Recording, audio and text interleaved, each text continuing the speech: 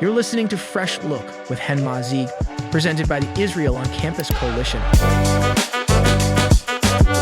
Thank you for joining us for episode 3, featuring Arizona State Representative Alma Hernandez, who made history as the first Mexican-American Jew to win an elected position in the United States in 2018.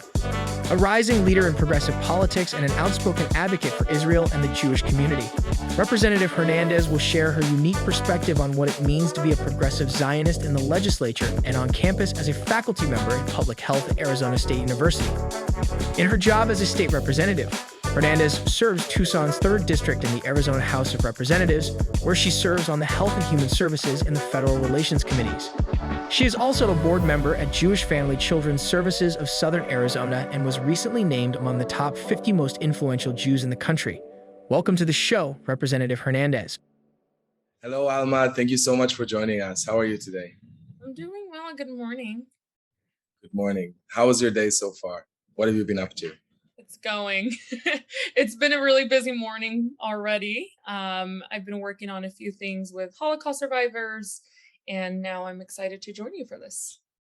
Yeah, me too. I mean, I feel like I've been such a fan of yours from afar for a long time. Then we met, and I became even more big of a fan of yours.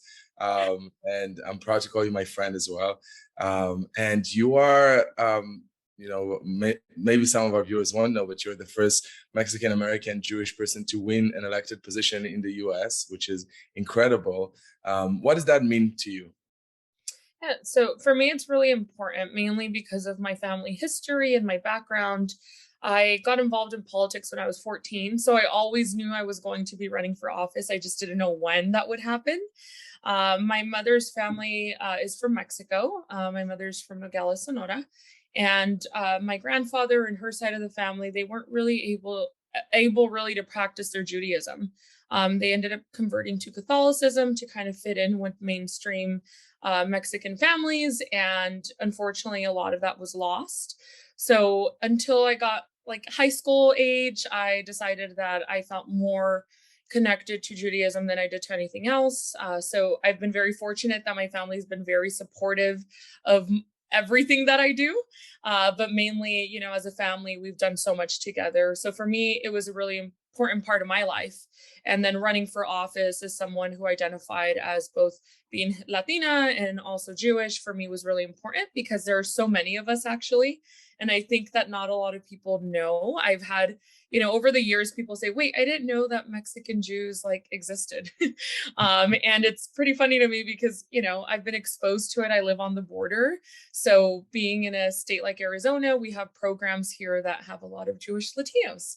And a lot of people don't know that. But for me, it was really important to run for office and represent my community, but also, represent my family. So that was really important to me. I'm really excited. I was the first, but I won't be the last. My sister will be joining me hopefully after this election. So I'm really excited about that. Crossing fingers for her. It's amazing. And I think just what you said was so important. I think, the more representatives we have from our community in positions like yours, the more we're showing how beautiful and diverse our community is. And I really love it. And I hope your sister will win. And I hope we'll have many more Latino Jews in positions of power. So you're quite proud of your support to Israel. It's something that you never shy away from. What do you think about the connection between America and Israel? What do you make of it? And what are the important issues for you as an elected official to promote in this sphere? Yeah, of course. So I've been involved with the pro-Israel movement since I was in high school. So for me, it's been a really big part of not only my life, but also just my work as an elected official. I really never thought that in high school, obviously I got involved, and in college, I was very involved against the BDS movement and all of these other things that were happening at the time. I never really realized how much it would follow me to my real life work as an elected official until I got elected. So 4 years ago when I got elected, one of the first bills that I had to deal with was voting on legislation to ban BDS in the state of Arizona. And for me, going from working as a student activist to now as an elected official, it was very different because I'm like, whoa, now it's all real. Now it's actually things that we can work on that will make a difference in our communities and also in Israel. Because obviously, when we are voting as a legislature to ensure that we're not giving money to programs that are, advocating for BDS, for me, that's really important. I know that at least in Arizona, we have a really strong connection to Israel. We just opened up a trade office there. In 2019, we opened up our office between trade in Arizona and Israel because it's so important, right? Whether it's healthcare, programs of education, or STEM, those are all programs that are really strong and that have really great people who are working on them in Israel that we could learn from. Whether it's been water in Arizona, we have a lot of issues around water and there's a variety of issues that are important, but those are very big issues here in Arizona, but also all over the country. So for me, knowing that there's a strong US and Israel relationship is really important. I also, as someone who considers herself a progressive, for me, those are very important because I always tell people like I'm a Zionist, I'm a progressive because I'm a Zionist.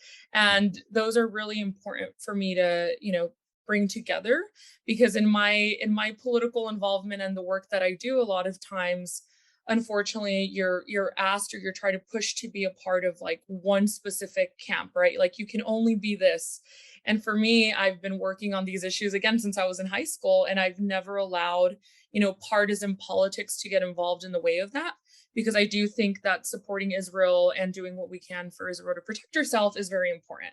Not only because I'm Jewish, but also just because I think it's important that we have these really strong working relationships and that we can learn from people in Israel and brings a lot of what is innovative and a lot of the great things that happen there here in our state and really model that. So for me, having a really strong US and Israel relationship is very important.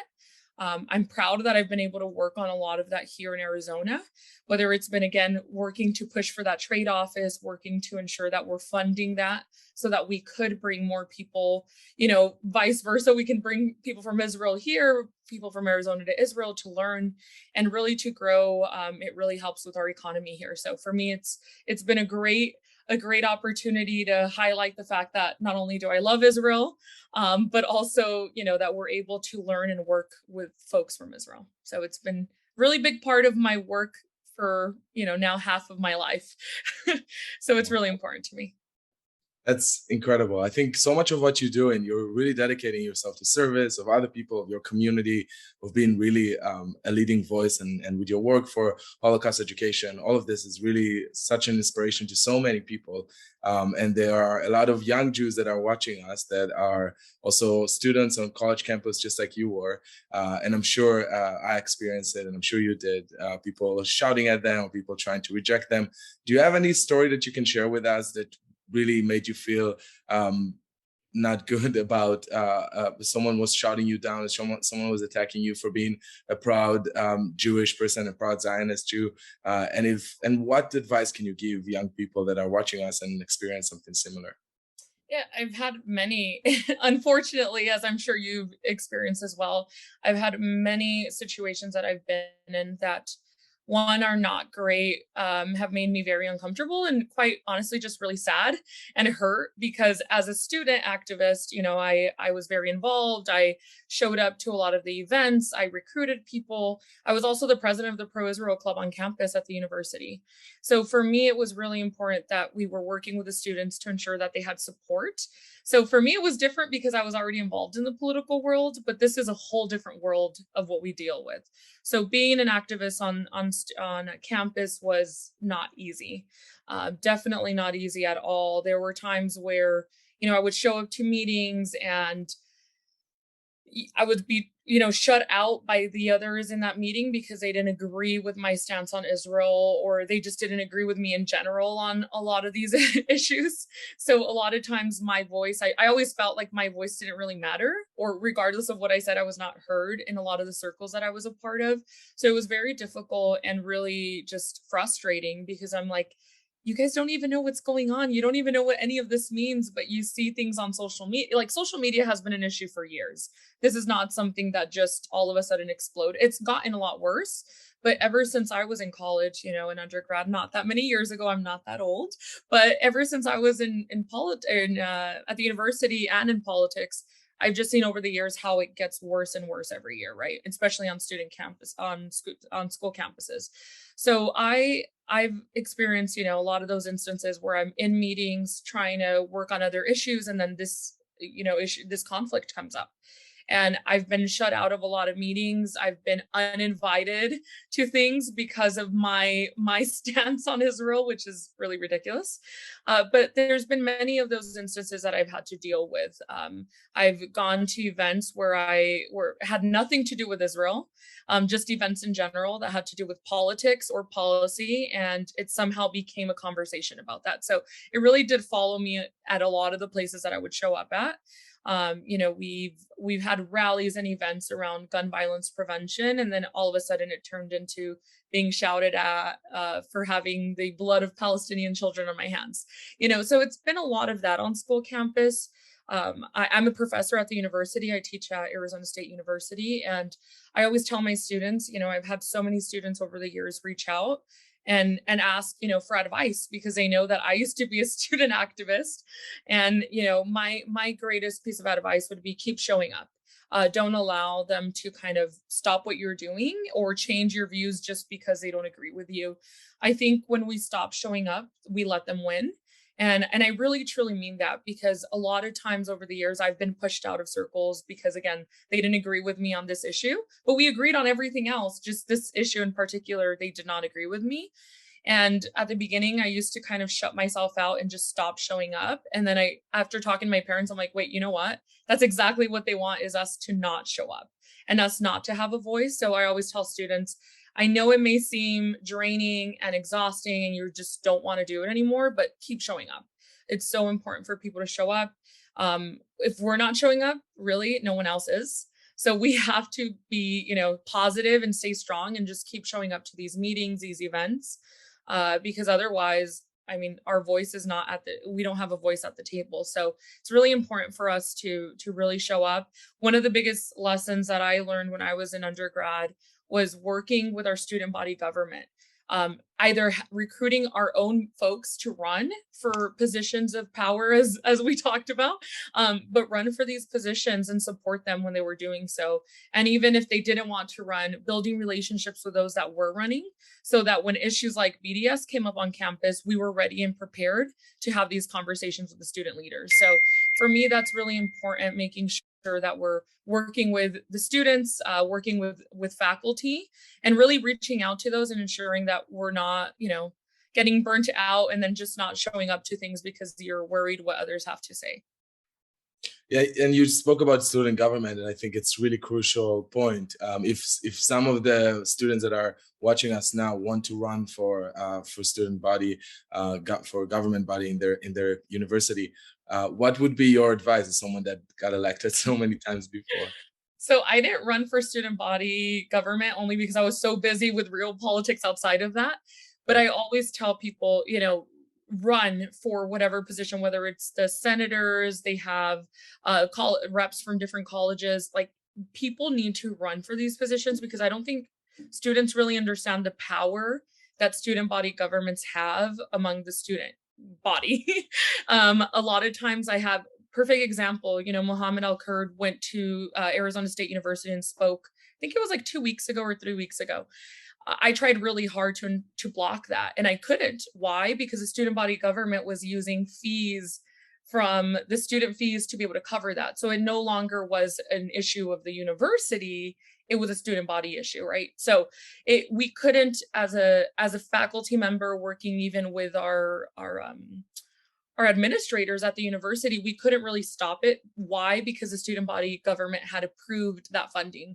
And I think people don't really realize how much impact they can have as electeds on their student body government. So I always tell people, like, please run, because if we're not running and we don't have a seat at the table, we cannot have input on what happens, how the money is used, or who's able to speak on campus. I mean, it's really different when you look at it from a administrative level and faculty level than when you're a student, right? So I always encourage people to run.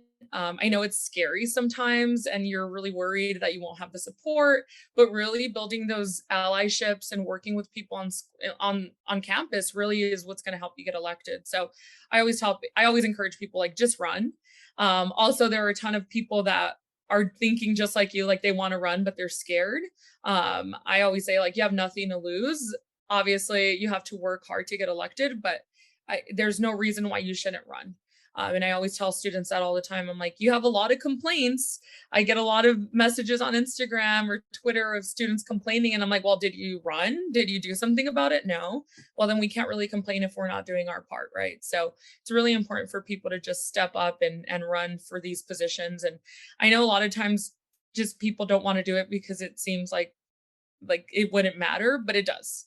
Having at least one voice could make a difference. And we have people we've seen on student body governments all over the country where one voice has been the one that decides what happens, right? So if there's one person that disagrees on this issue and there's no one else to counter that or to talk about it, I mean, that could really screw a lot of the work that we're doing, right? So I always tell people, just run. You have nothing to lose. I mean, if you lose the first time you run again. I mean, really, it's just, you have to want to do it, but we also can't let them win and not try.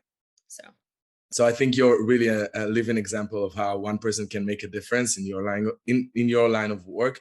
And if students that are listening to us want to get the support and help, we're an ICC's platform. You can reach out to Israel on Campus Coalition, and they can support you and direct you to the right people that can help you with this endeavor. And I wanted to ask you one last question, and it's something that I think you've seen a lot. We're both living in the same social media spaces. Sometimes I feel like we're seeing the same stuff, and often people like you mentioned Muhammad al-Kur, this an anti-Semitic voice that has been radically anti-Israel, but he often speaks in code language, and instead of saying Jews control the world, he says Zionists control the world, or things like that. That would maybe for some people they would say, well, he's speaking about Zionists. It doesn't speak about Jews, and maybe being anti-Zionist is legitimate to be against the only Jewish country in the world.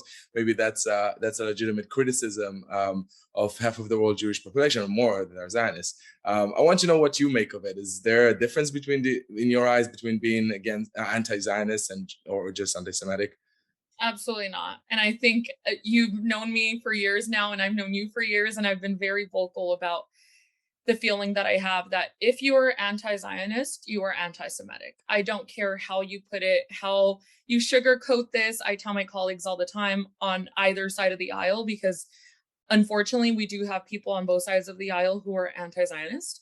And I tell them all the time, I'm like, look, just because you are using the term Zionist and that you are anti-Zionist does not mean that you are not anti-Semitic.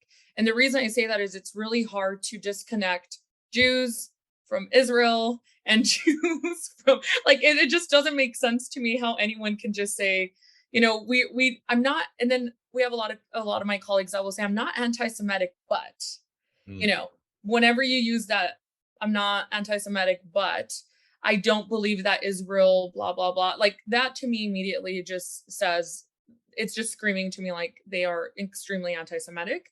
When people use the terms like, as he has, like the code words of, the Zionists run the world, Zionists control the weather, because we've even heard of that before, or the media. And I'm like, great, if Zionists control the media, maybe we wouldn't have so many anti-Israel haters out there, but that's just my opinion.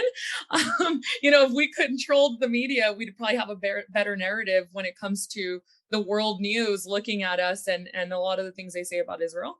But for me, I don't really think there just isn't.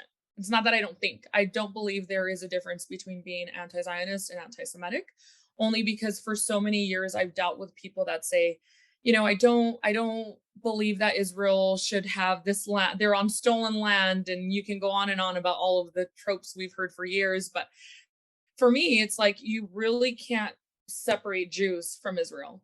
And the minute you do, to me, it's like you're erasing history and you're erasing Jews in general. And by doing so, to me, in my opinion, you're anti-Semitic. So I don't believe that there's a difference between those. I always caution my colleagues, like, I'd be careful on how I use that, because a lot of times people don't realize that they're being, anti-Semitic jerks, but they are. And I believe that a lot of times the term Zionist is used kind of a way to hide that, but I don't believe that you can really sugarcoat that in any way. And I will continue to be upfront about the fact that I do believe if you're anti-Zionist, you're anti-Semitic. And until someone can prove me otherwise and show me that, there isn't a sentiment against Jews or hatred towards Jews when people talk against, being Zionist, then maybe I'll believe it. But until then, I don't. I'll give you a perfect example on one of the main reasons I don't believe you can separate it. During the height of the last conflicts that we've been in conflict forever, right? But I believe it was in during COVID, 2020, 2021. Yeah. My synagogue, literally the next morning after the news was exploding on how Israel bombed and blah, blah, blah, killed innocent Palestinians, that next morning in Tucson, Arizona, by the way, like, Arizona is so far from Israel.